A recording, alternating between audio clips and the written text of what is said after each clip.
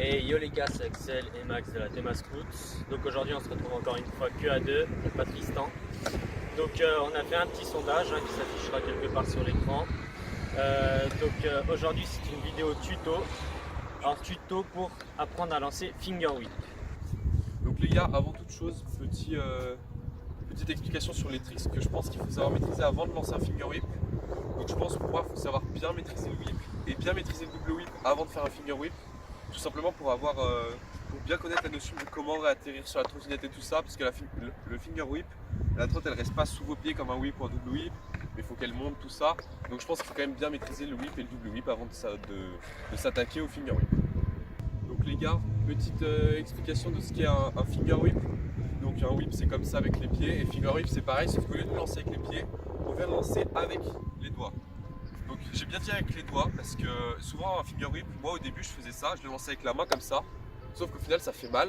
Et en fait il faut bien le lancer avec l'extrémité des doigts ici, parce que comme c'est plus souple ça ne va pas vous faire mal. Bon, moi j'ai des gants donc ça me fait pas mal, mais même sans gants ça fait pas mal si vous le lancez bien avec l'extrémité des doigts. Donc il faut le lancer comme ça. Et voilà. Voilà là les gars, Max va vous montrer un exemple de finger whip.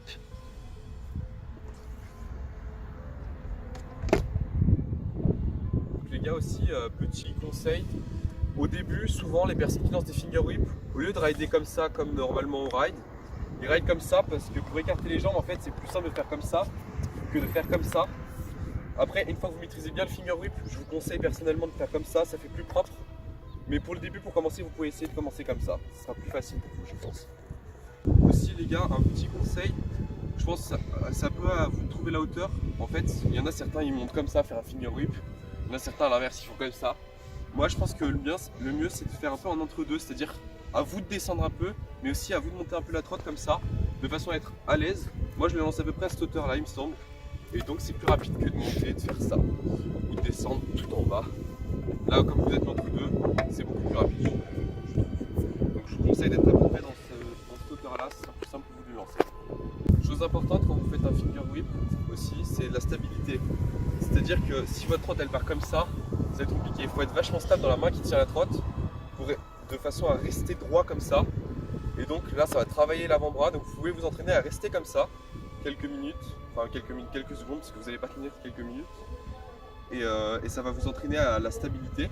Parce que dans un finger whip, si vous partez comme ça, c'est mort. Alors que si vous partez stable comme ça, là vous pouvez le lancer tranquillement. Donc les gars, deuxième petit entraînement que je vous conseille de faire, c'est toujours garder la stabilité comme dans le premier entraînement et venir le taper le deck comme ça. Donc bien avec les doigts comme je vous ai dit et pas avec la paume de la main.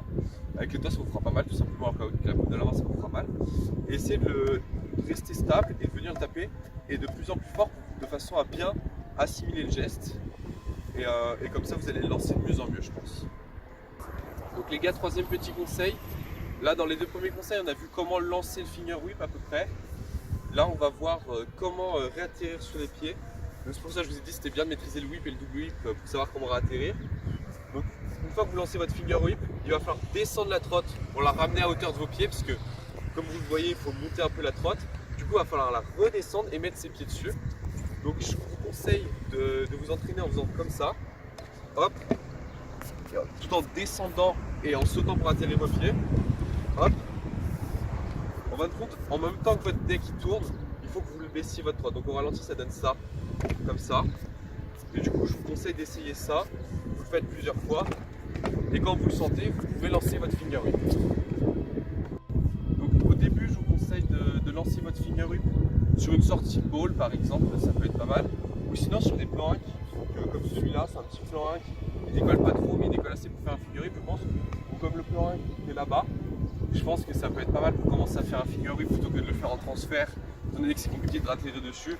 Je vous conseille de le faire plutôt en réatterrissant sur une surface plane au début, ça sera je pense plus simple pour vous. Mais après, une fois que vous maîtrisez bien, libre à vous de le faire en transfert, voire flat si vous sentez de le faire. Donc voilà les gars, c'est la fin de la vidéo, fin du tuto.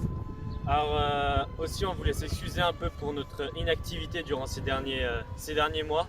On a eu du mal avec les conditions météorologiques comme la pluie, la neige. On a eu des blessures aussi, des blessés. Il y en a certains du crew qui sont partis en vacances donc ils n'ont pas pu tourner. Mais bon, là, les beaux jours reviennent. On va franchement essayer de bien continuer les vidéos, de bien reprendre. On a déjà quelques idées comme un tuto whip, double whip, un tuto kickless, un tuto backflip peut-être, un tuto front brie. Enfin, on a plusieurs idées déjà des tutos, puis certainement d'autres types de vidéos. De toute façon, on vous informera via notre Instagram, donc que vous trouverez ici. Et puis, on se retrouve pour une prochaine vidéo, les riders. Allez, ciao!